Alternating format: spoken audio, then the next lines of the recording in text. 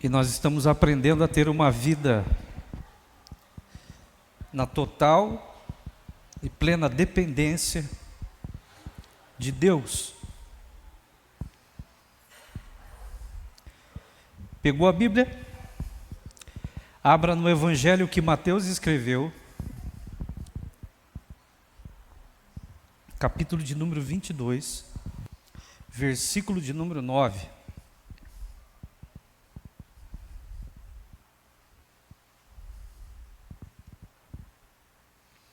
Preste bastante atenção na sequência do texto.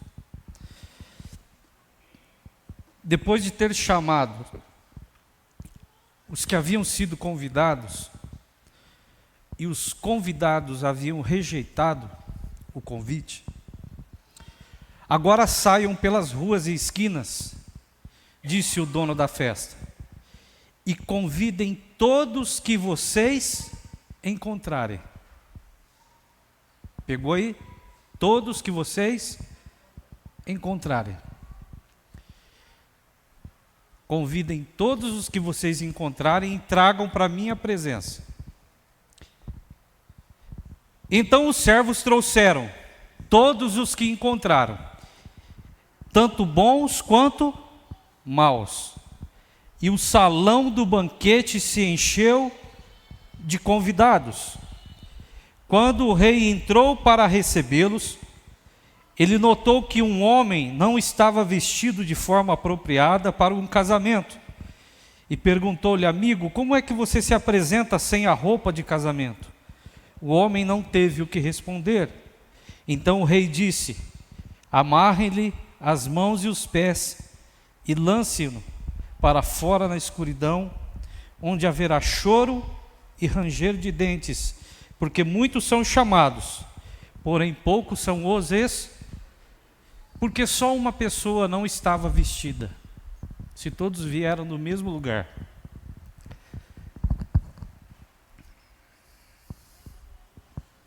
Boa pergunta, né? E o pastor Jean tem resposta para isso? Não tem. Não tem. Mas é fato que alguém faria uma festa. E é muito gostoso, porque quando você vai fazer festa, você quer que as pessoas que você ama estejam juntos, né? No dia do seu aniversário. Você compra aquele bolo que você mais gosta, não é? O refrigerante, enfeita toda a casa e tudo mais. Se prepara para aquele momento. Mas houve uma decepção com esse cidadão. E ele disse para os empregados dele o seguinte: faça o seguinte, já que ninguém vai vir para a minha festa mesmo, chame qualquer um que você encontrar aí pela rua. Faça o convite para todo mundo. Não importa como eles estejam, quem seja. Chame. Eu tenho a impressão de que uma das pessoas, que é essa que nós acabamos de ler, era muito comum quando alguém te chamava para alguma coisa e você não tinha condições, essa pessoa lhe dar a condição de você estar vestido adequadamente para estar na festa. Isso era cultural. Muito provavelmente ele não quis, muito provavelmente, não estou afirmando, muito provavelmente ele não quis, mas é claro que nós vamos tirar uma lição disso. Nem todo mundo que está na presença de Deus realmente está com o coração em Deus. Pegou? Estou no culto. Pulei, dancei, mas às vezes só está a carne se mexendo. A alma está, o espírito e a alma está em outra dimensão. Nós vamos falando aqui que existem dois caminhos que nós trilhamos. Deus determinou um, mas para o ser humano existem dois. Quem aqui tem mais de 10 anos de convertido? Só levanta a mão aí, mais de 10 anos. Bom saber. Muito provavelmente, Fabiana, Foi comigo, foi desse jeito. Com você deve ter sido, se é mais de 10 anos. Se um crente encontrasse uma pessoa não crente, ele já mandava assim: você precisa aceitar Jesus. Lembra desse detalhe? Não era assim? Você precisa aceitar Jesus. E se você não aceitar Jesus, Luiz, você vai para o inferno. Era quase impossível de você não aceitar Cristo. Sim ou não?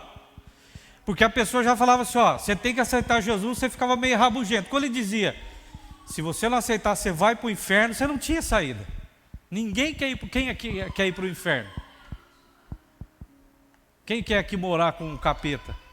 Ninguém, né? Então era quase impossível que a pessoa não tomasse uma atitude, né? Ou seja, a gente não tinha muita escolha, né, Jeremias? Não era uma escolha. É o seguinte, você tem que aceitar Jesus. Aí a gente fazia um charme, não estou pronto, eu não estou preparado e tal, acho que não é a minha hora. Aí o crente já soltava aquela, falava assim, ó, e se você não aceitar, você vai para o inferno. Então você querendo ou não, você acabou morrendo, não, para o inferno não, então é melhor Jesus, né? Você já parou para pensar que a nossa caminhada com Deus, pelo menos a grande parte de nós, né, nessa caminhada com Deus, ela já começou desse jeito?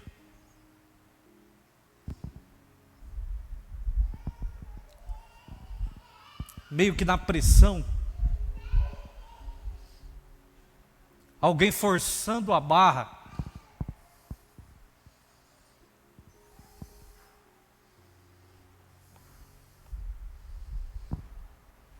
Não quer aceitar Jesus, tudo bem, mas você vai para o inferno. Até eu que sou mais bobo, claro que eu quero Jesus, né?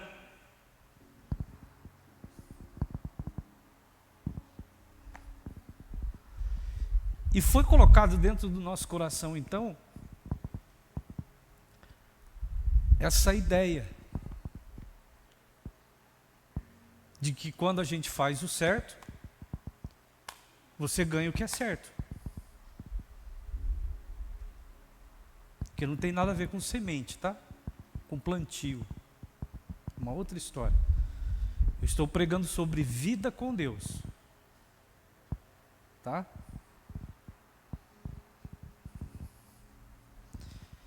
E nós aprendemos que a vida cristã é aquela vida em que você faz o certo para ser abençoado. Porque se você fizer o errado, você vai ser amaldiçoado. Não está de todo errado. Mas será que a vida cristã é só isso? Eu faço certo e recebo bênção. Faço errado e recebo o mal. Será mesmo que a vida cristã é só isso? É só sobre o que eu desejo e quero ganhar?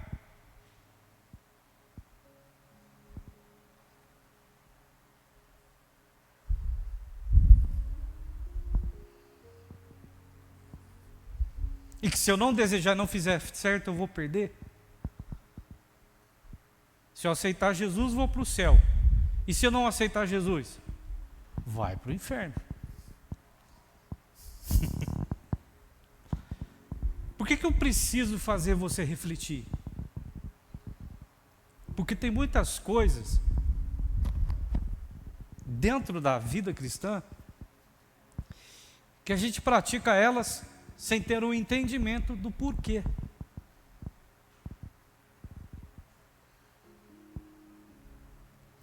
Você que veio aqui de outra religião,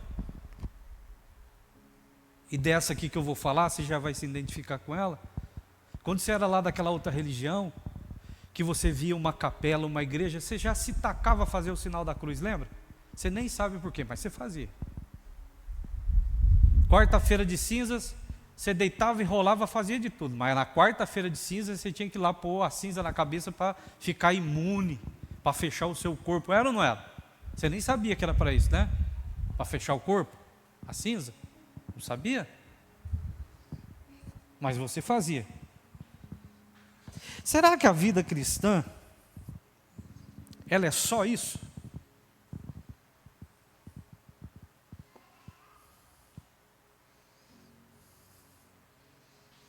Será que a vida cristã é a vida que se vive fazendo o que se deve ser feito para que você consiga alcançar tudo o que você deseja alcançar? Contradiz o texto que eu acabei de ler.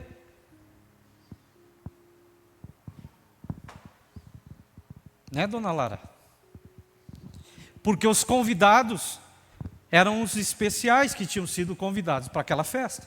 Eram as pessoas que ele amava, ou seja, eram as pessoas que ele tinha contato, que ele sabia que poderia ter ao seu lado. Você não convida invejoso para a tua festa, né? Gente que quer o teu mal, você convida só para fazer uma graça. Aquele miserável que não gosta de mim, eu vou fazer questão de mandar um convite. Não, na sua festa você não quer de sabor, é ou não é? Você só quer gente que vai compartilhar com a tua alegria. Ô meu querido, tudo bem? Com a sua felicidade. Mas o mais interessante nessa história é que as pessoas que ele imaginava que o amavam, eles estavam com a vida tão cheia de coisas, de tantas preocupações, que eles não puderam ir na festa. Aconteceu esses dias com uma festa que eu fui participar, e o dono da festa ficou chateado. Era para vir um número X de convidados, Marcinho, veio só metade. E o dono da festa ficou irritado com a coisa. Ele falou assim, olha, é o seguinte, chamou os empregados dele, faça-me um favor, sai pela rua. Alguém deve ter questionado, mas como assim nós vamos... Não, quem você encontrar? Você não vai escolher. Saiu pela rua, encontrou alguém, ó, está tendo uma festa ali, tem comida à vontade, de graça. Você não quer participar, não? Ah, mas eu não, até moro na rua. Não, lá tem lugar para tomar banho, vão dar roupa para você. Fica despreocupado. Se essa nossa ideia de que vida cristã é a vida que eu faço certo para ganhar o benefício, para ser abençoado, diz que eram bons e maus, né? O que esses malignos aí fizeram para entrar na festa? Se na nossa cabeça, para ter bênção, tem que ser bom, e quem é mau não ganha bênção nenhuma. Isso está na nossa cabeça, é ou não está? Está sim. Agora você vai querer dizer que não, mas está. Porque você como cristão aí, você fala, eu faço tudo certinho. Será que você faz tudo certinho mesmo? Você tem certeza? Dá para garantir que a gente faz tudo certinho? Sim ou não? Eu não tenho coragem de dizer que eu faço tudo certinho não, Ju. Não tenho. Mas a gente tem essa ideia de que a gente faz tudo certinho. Porque eu me meço por aquele que faz menos do que eu. Sempre é assim. É ou não é? Por que eu faço tudo certinho? Porque eu tenho um irmão que é uma desgraça. Então eu sou certinho, ele não. A gente nunca se mede, por exemplo, por alguém que faz mais do que a gente. Porque você sabe que aí vai dar ruim. É ou não é? Então pense agora, se na minha cabeça, no meu entendimento de vida cristã, é sempre o que faz certo, ganha o certo, e que nada de ruim acontece com ele, o que esses maus estão fazendo na festa, que nem tinha sido feita para eles?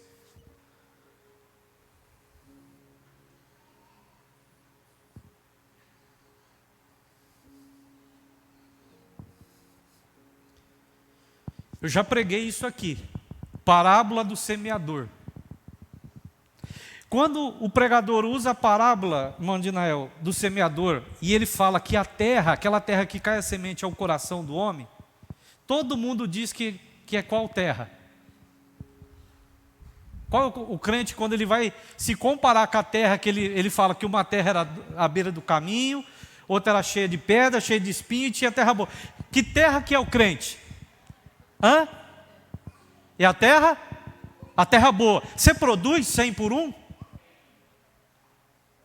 Tem crente que não produz nada, como que ele é terra boa?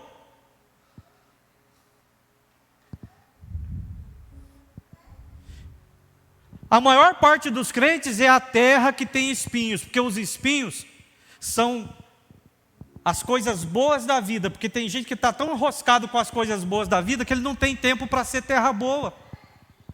E ele justifica. Mas na cabeça do crente, ele sempre é a terra boa. Só que a terra boa produz. Você pegou aí? Por que eu acho que eu sou terra boa? Porque eu faço o que é certo. E tem gente que faz o que é errado. Mas se vida cristã é de fato só a vida que a gente vive fazendo o certo para ganhar o que é bom, deixa eu mexer um pouquinho com o seu ânimo. Só um pouquinho. Pode? Nunca foi certo? Nunca fomos. Tem gente que é obediente a Deus, que é uma bênção, até que a prova chegue. A prova chegou, ele começa a dar desculpa.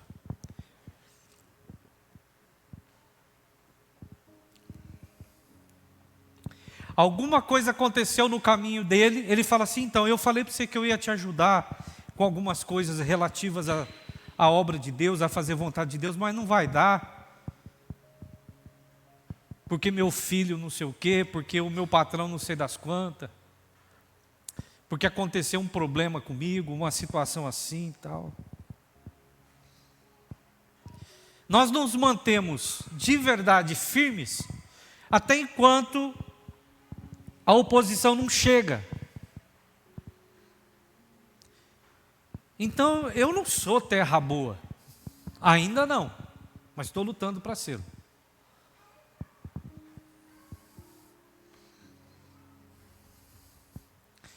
Eu vou fazer você refletir a respeito de uma coisa. Quantas vezes eu e você fizemos votos na presença de Deus que nós não conseguimos cumprir? Muitas vezes.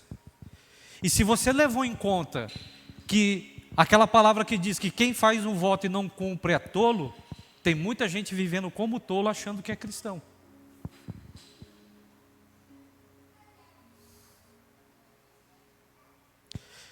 Porque Deus não pede para eu fazer voto nenhum.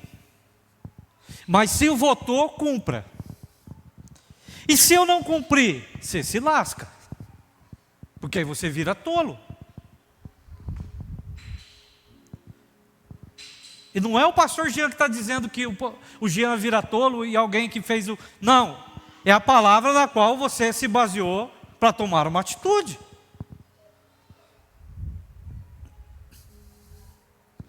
Então vai pensando comigo, se vida cristã é essa vida que a gente sempre acerta para ser bênção, se eu estiver tentando acertar para ir para o céu, você acha que nós vamos chegar no céu, João?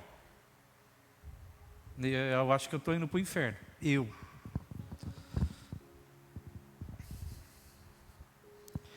Não tenta colocar palavras na minha boca, porque eu não cheguei lá ainda. Eu estou no início de uma jornada. Ah, mas a gente tem que fazer certo. Uma hora nós vamos chegar nesse ponto aí. Primeiro eu tenho que colocar as coisas no lugar. Porque o convite foi para o pessoal chegado. E o pessoal chegado desdenhou do cara, do dono da festa. Ele falou assim: olha, não me interessa quem vocês vão trazer, Carlos. Sai ali na rua. Se encontrar o cara caindo de bêbado, traz, eu quero ele aqui na minha festa. O cara estava ali, acabou de cheirar um pino de cocaína. Não, pode trazer. Quem você encontrar pelo caminho, traga. E aí, se essa minha ideia de cristianismo é a ideia de que tudo que eu faço de certo, eu sou abençoado, por que esses malignos foram abençoados? O que eles fizeram para ser abençoados?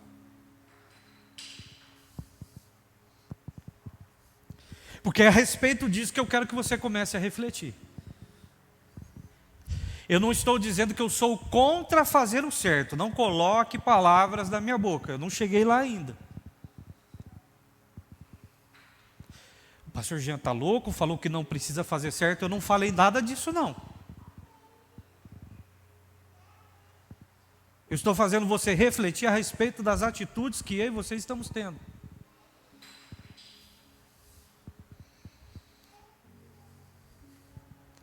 Porque o operário de Jesus, que eu sempre falo, é esse tipo de gente. Ele já tem opinião formada dentro dele, nem a palavra de Deus molda ele mais, dona Jônia.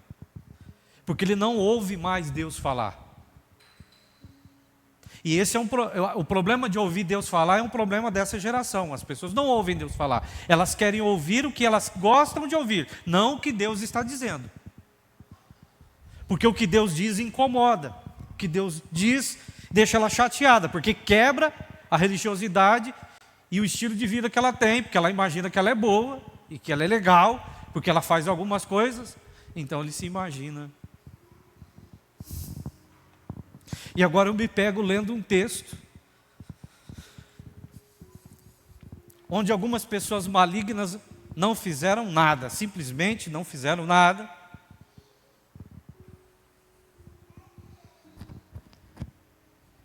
E estão na festa. Há uma outra questão dentro da palavra que diz, João, que nós somos os chamados a vivermos pela fé. Quem vive pela fé não depende de obras. Não depende do que faz.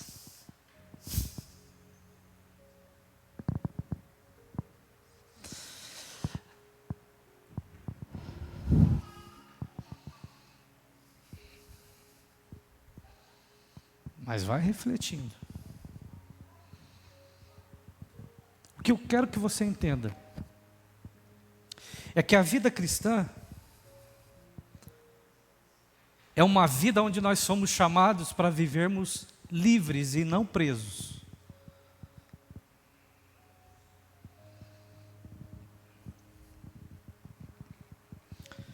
Eu já usei essa figura de linguagem aqui, mas eu vou usar de novo. Filho pródigo. Em qual momento o pai questiona o sentido do filho sair de casa? Nenhum. Quer ir embora, quer? A vida é sua. Se fosse uma mãe, ia chorar, ia fazer uma campanha de jejum e oração para ver onde que o capeta estava, porque que o filho quer ir embora. É ou não é? E mãe tem um negócio de falar que o pai não tem amor, né? Pai é tudo assim, ó. Filho falou, vai mesmo, então tchau. Isso é coisa de pai, né? Quando eu falei que eu ia casar, minha mãe, coisa de mãe, a dona Terezinha com certeza.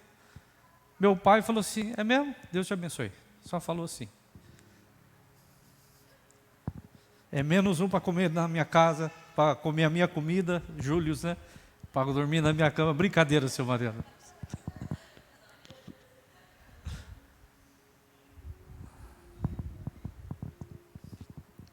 O fato do pai permitir o filho ir embora não revela o coração de um homem duro. Revela um tipo de amor que as pessoas têm dificuldade de entender e praticá-lo. Dar a liberdade. Se ele não amasse, porque lá está escrito assim, e todos os dias ficava à porta, esperando o retorno do seu filho. Isso é liberdade. Deus nunca te obrigou a estar com Ele. E você vive uma luta na sua vida, tentando fazer tudo certinho para ver se Deus vai te receber ou não. É ou não é?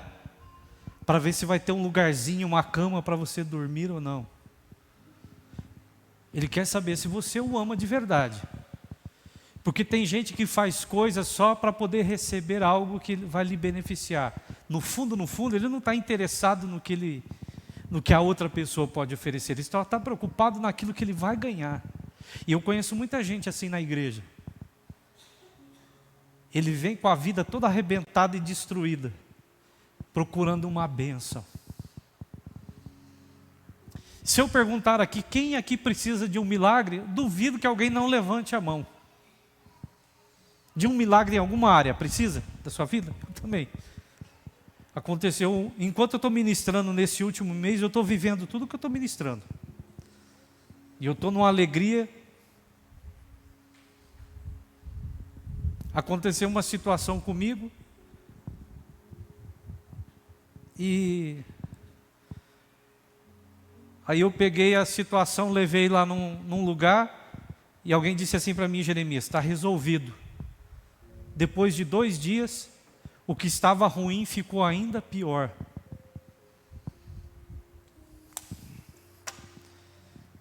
E hoje a pessoa falou assim, e é pior do que aquilo que eu tinha falado para você. E aí o pastor Jean ia ficar como? Deus não me ama, porque eu faço tudo certinho, como que ele não me guardou, como que ele não me protegeu, porque que ele... É mesmo? Então você e eu achamos que a vida é assim.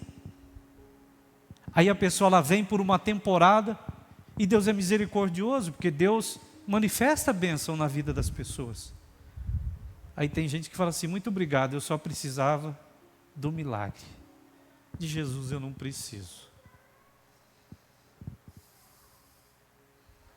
Porque as pessoas começaram a aprender e aprenderam que é assim.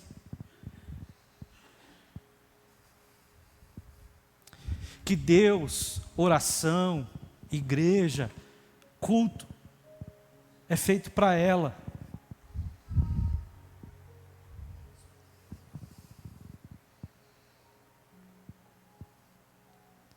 E que enquanto ela precisa de alguma coisa diante de Deus, e ela não é capaz, ela pede que alguém que seja capaz faça por ela. E tem muita gente de bom coração que faz pelo outro. Isso é fato. Mas pense comigo. O filho pródigo não saiu só de casa. Ele levou uma boa quantia da herança e gastou só com porcaria.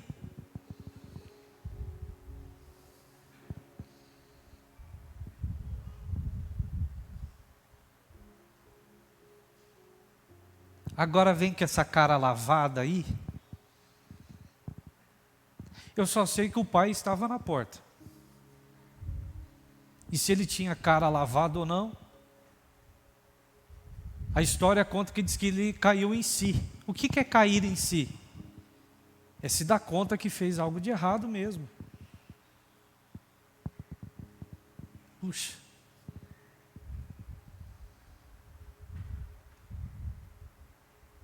Aí você vai pensar assim, o que ele fez de errado, pastor? Gastou todo o dinheiro com porcaria? Não.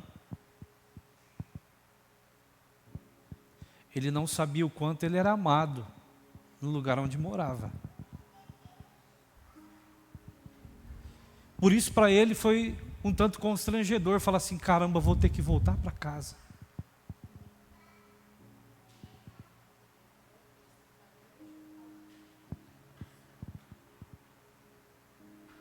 Então, se vida cristã é só a vida que eu faço as coisas que devem ser feitas para receber aquilo que eu imagino que eu devo receber, qual deveria ser o salário do filho pródigo, se fosse nesse pensamento aqui? No pensamento de que faz certo, ganha o certo, fez o errado, ganha o errado. Qual deveria ser a resposta do pai para o filho? Você está com vergonha de falar, eu sei. Você está com medo. Porque na tua cabeça, se fosse o teu filho, você diria para ele, vai procurar o caminho que você encontrou.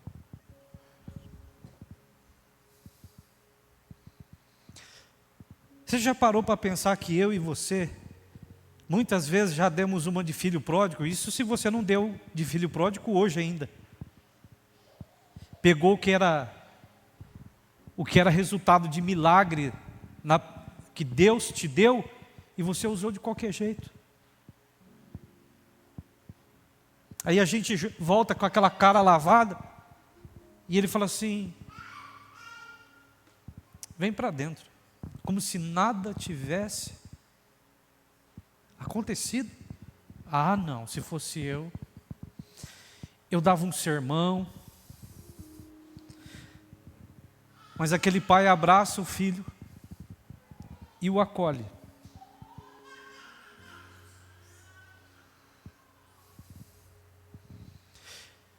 Pai, posso ir? Pode. O senhor não vai fazer oposição nenhuma? Nenhuma. O senhor pode abrir mão aí da minha herança? Porque para receber a herança, o pai tinha que morrer, melhor dizendo, né? Primeiro. Então, é como se ele também estivesse matando o pai. Alegoricamente, matando o pai.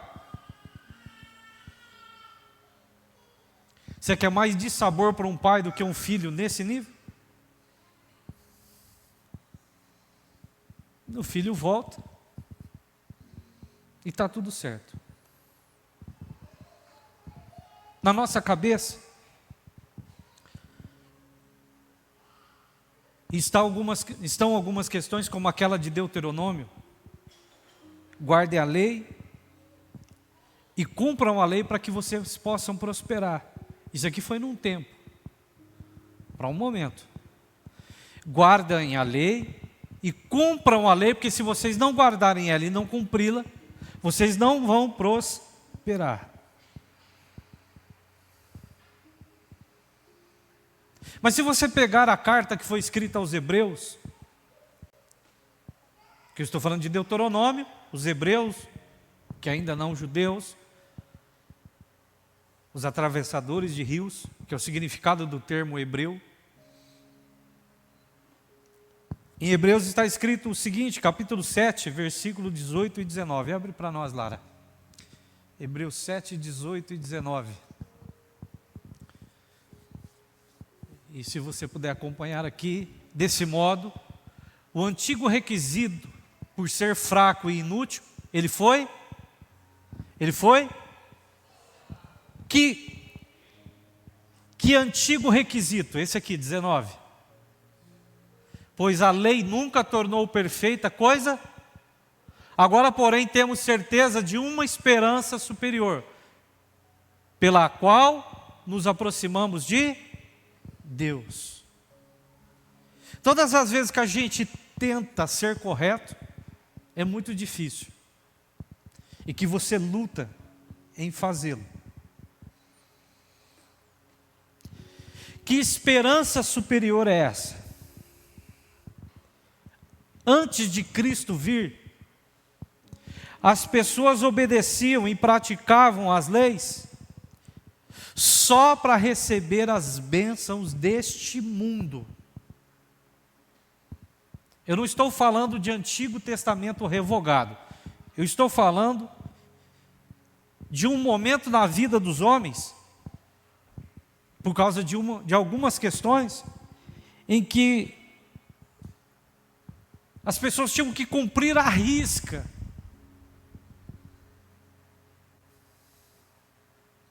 E algumas regras para os hebreus eram muito difíceis de serem praticadas.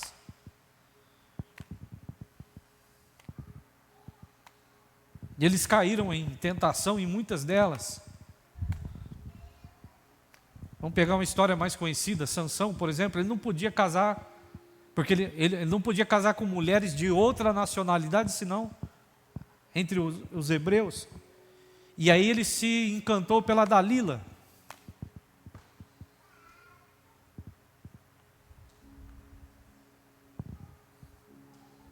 E a coisa ficou ruim para ele. Mas o que é a esperança superior? Então existiu o verso 18. Põe de novo lá. Desse modo, o antigo requisito, por ele ser fraco e inútil, ele serviu por um tempo. Para um tempo. 19. Pois a lei nunca tornou perfeita coisa alguma. Agora, porém, temos uma certeza de uma esperança superior, pela qual nos aproximamos de... O que é essa esperança superior? O que é essa esperança superior?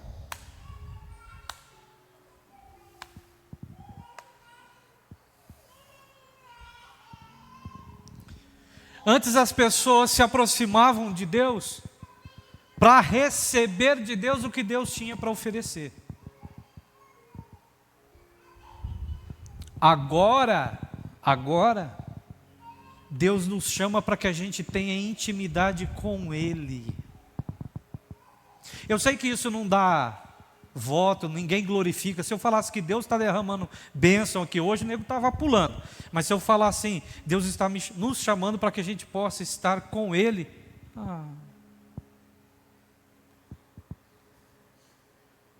Deus atrapalha tanto os meus sonhos. Tem lugar que eu vou que Deus não dá para entrar. Você faz coisas na sua vida que tem ocasiões que você está que Deus não tem como estar lá, né? Não é assim?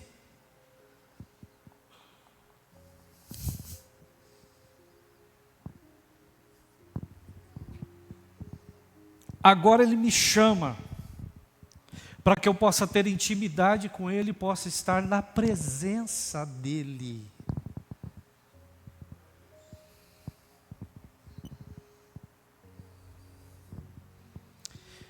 Paulo chega a ficar irritado, porque foi o que ele começou a ensinar. Eu postei, as coisas que eu posto fazem parte dos meus devocionais. Vou falar mais uma vez. Eu postei essa semana algo mais ou menos nesse sentido. Eu gosto muito falei para vocês já do feedback, né?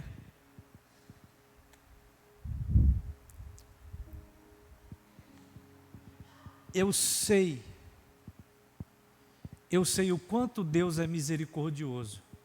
Você quer ver misericórdia de Deus?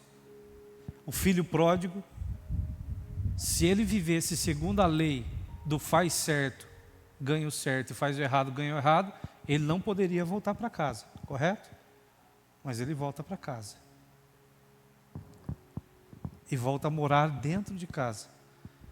E a viver como um filho, como se nada daquilo que ele fez tivesse acontecido.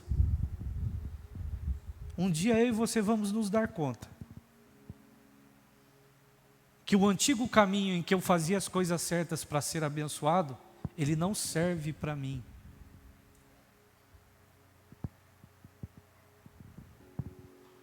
Ele não serve. Jean, só existe uma forma do Pai te ouvir. É através de mim. Não é através de homem. Um homem pode interceder. Mas ele só ouve a voz do Cristo. Paulo estava indignado. Gálatas capítulo 4, versos 3 até o 9. Gálatas 4, do 3 até o 9. O mesmo acontecia conosco. Nós éramos como crianças. Éramos escravos dos princípios básicos deste mundo. Mas quando chegou o tempo certo, Deus enviou o seu filho nascido de uma mulher, e ela estava sob a lei. Assim o fez para resgatar a nós, que estávamos sob a lei também, a fim de nos adotar como seus filhos.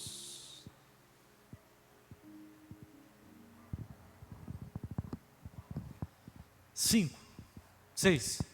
E porque nós somos os seus filhos, Deus enviou ao nosso coração o Espírito do seu Filho, e por meio dele chamamos ele agora de papai. Agora você já não é escravo, mas é um filho. Por que ele fala que você não é escravo mais? Porque quem vive no caminho do certo, faz A, ganha B, é o caminho da escravidão, é o caminho da pressão. É esse caminho louco que você faz todo dia. Eu confesso para vocês que eu fiz tudo certinho, mas aconteceu alguma coisa comigo que me deixou numa situação complicada.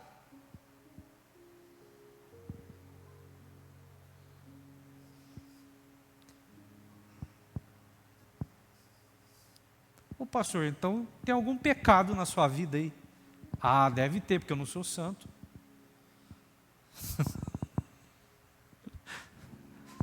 Agora você já não é mais escravo, mas filho de Deus. E uma vez que é filho de Deus, Ele te tornou o quê? Se você é herdeiro, você tem que ficar pedindo aquilo que é seu? Faz sentido?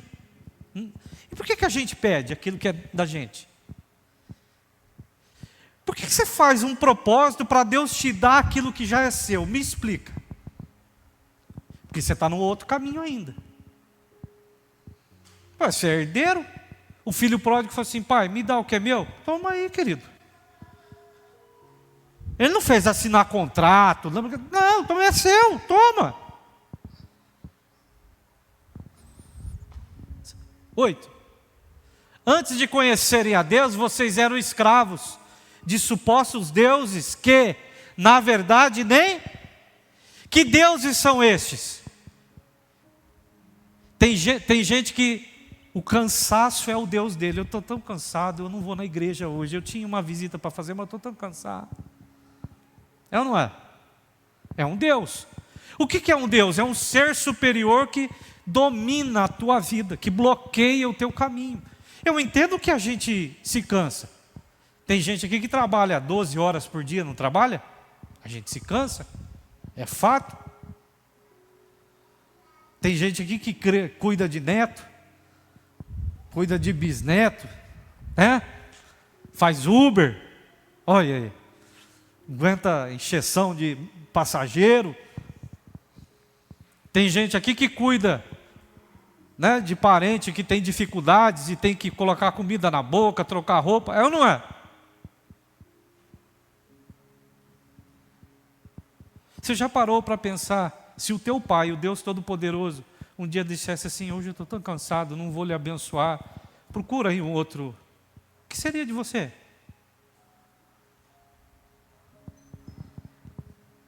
Mas éramos escravos de supostos deuses que na verdade eles nem e não existem. A gente aqui cria. 9. Agora que conhecem a Deus, ou melhor, agora que Deus os conhece, porque alguém aqui acha que aceitou a Cristo como Salvador. Bobinho, Ele se revelou a nós.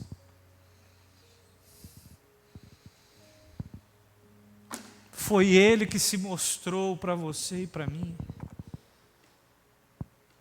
E você acha que foi a sua dor e a sua dificuldade que levou até os pés dele? Não foi, não. Você se deu conta que naquela desgraça que você estava, não tinha outro caminho. E Ele já tinha se revelado a você. Porque muito antes do mundo ser mundo, Ele já tinha pensado em tudo isso. Antes de você falar comigo, eu já sei o que você vai falar. Antes de você reclamar de qualquer situação com respeito à tua vida, eu já sei que você vai reclamar. Então por que você não faz? Porque eu sou pai, não sou teu empregado. E eu sei o que faz bem para você e o que não faz.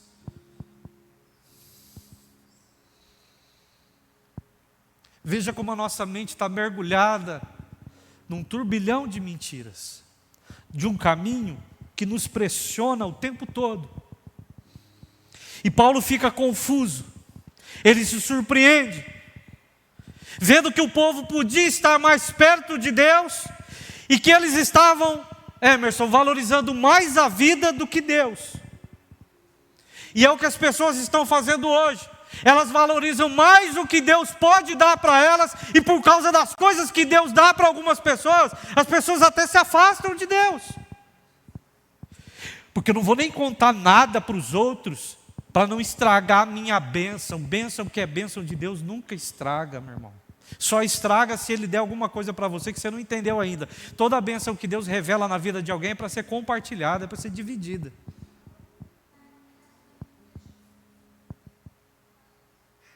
Esse papo de gente que está no caminho antigo ainda.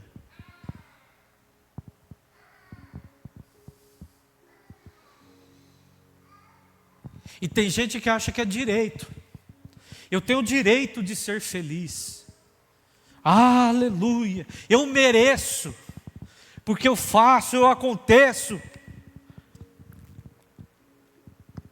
Você não sabe o preço que eu paguei. Eu gosto muito desse termo. O preço que eu estou pagando. Porém, o Espírito Santo nessa noite está nos chamando para andarmos num caminho diferente desse. Ele não está preocupado com o jeito que você está aqui nessa noite. Se você está desanimado, se você está triste, se você perdeu sua fé. Você vê como Ele é bom? Ele se revelou a você. E você poderia até achar que eu estou mentindo. Ele não está preocupado com a sua roupa. E se você chegou aqui bagaçado, de alguma maneira todo arrebentado, Ele só vai dizer assim, não, vem para a festa. Mas eu não sou digno. Eu tenho uma vida toda desgraçada, pastor. Você não me conhece por dentro, mas Ele te conhece. Eu te vi sentado debaixo daquela árvore.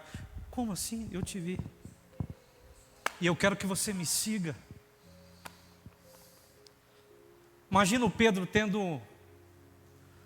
É DR, fala?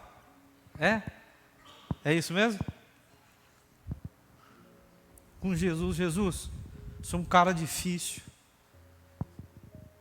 Um cara complicado. Um cara zica, onde eu vou, eu dou problema. É mesmo? Eu vou fazer de você pescador de homens. Anda comigo.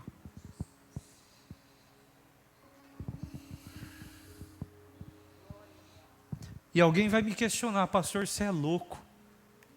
Porque na igreja só pode entrar gente santa. Na sua igreja. Na casa do dono da festa entram bons e maus.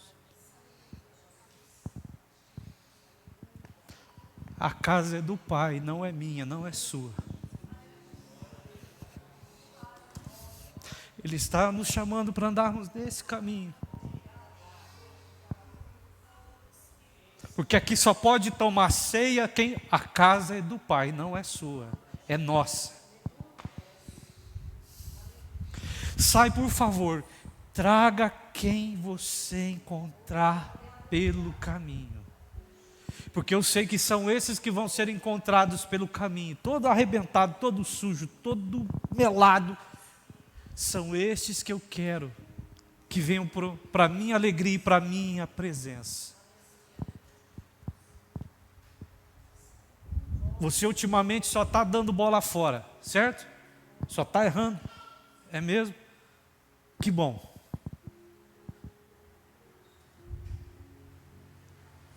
Que bom que eu estou dando bola fora? Não. Que bom que você está na presença de alguém que sabe que você dá bola fora. Você não esperou terminar, né? Que vão colocar a palavra, o pastor liberou todo mundo para viver em pecado. Não liberei nada, não. É que você está tão bitolado naquele outro caminho, que quando a palavra de Deus se revela assim, meu Deus, mas é desse jeito? Por que nem... Aí o Paulo fica indignado. Quem foi que tirou vocês do caminho? Por que vocês estão voltando para trás? Me explica, por que vocês estão voltando para trás? Vocês estão se apegando ao mundo, às coisas desse mundo mais uma vez. Por quê? Ele está nos chamando para comunhão, para que a gente possa se aproximar dele. Ele vai nos levar para um outro lugar.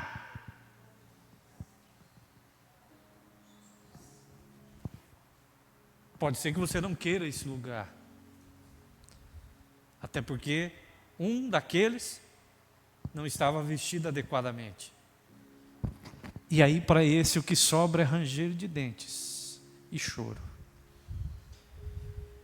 Mas feche seus olhos, se você entrou aqui como alguém, nossa, eu me sinto maligno. Alguém tem até falado isso para você. Meu Deus, aonde você pisa o seu pé, só acontece coisa ruim. Aonde você está, é só desgraça. O Senhor da festa está dizendo, esse lugar é para você.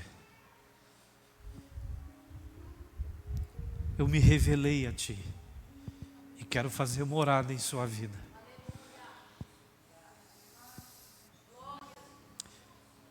Eu quero colocar uma sandália nova nos seus pés, eu quero te dar roupas novas.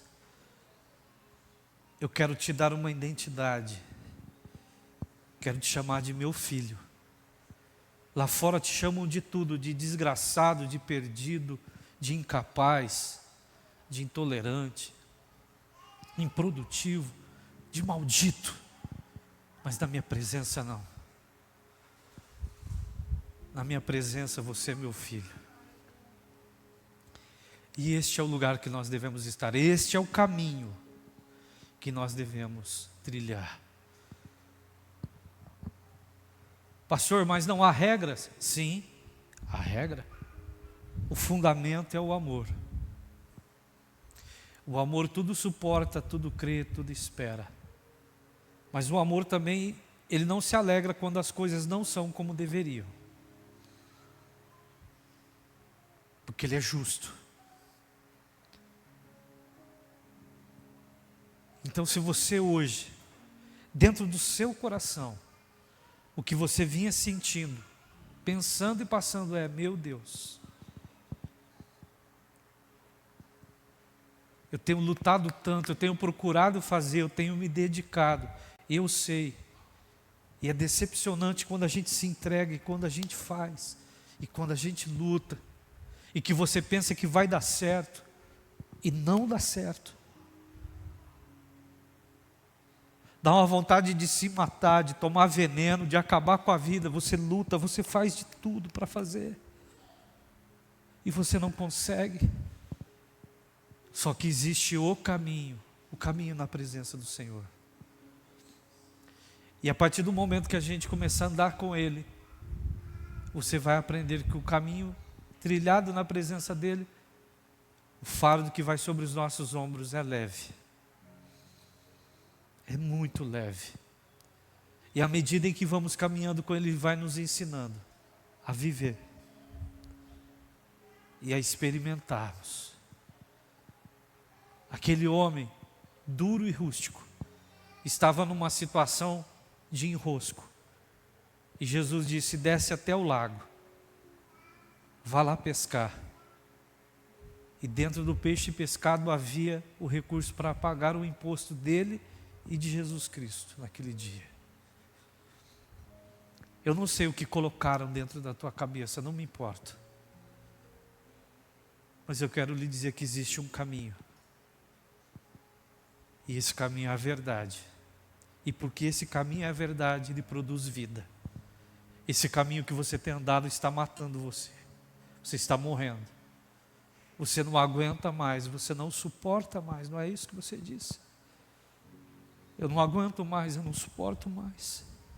Eu faço, eu ensino, eu oriento. Eu não sei mais o que dizer. Deus, eu não aguento mais, eu tenho vontade de desaparecer e sumir. Se você estivesse na presença do Senhor, verdadeiramente procurando intimidade com Ele, não solução de problema, você estaria vivendo um milagre. Pratique o reino e a sua justiça, e estas coisas estariam sendo acrescentadas na tua vida. Mas você gosta de ter o controle e percebe que nunca terá o controle pleno da sua vida. Algumas coisas sempre vão sair pelos vãos dos nossos dedos. Isso não significa que é a morte. Não. Deus está nos chamando para termos intimidade com Ele. A vida cristã não é feita de coisas deste mundo. Está nos chamando para nos aproximarmos dEle. E se no seu coração há essa vontade e esse desejo, se aproxime. Vem para o Senhor. Se coloque em pé.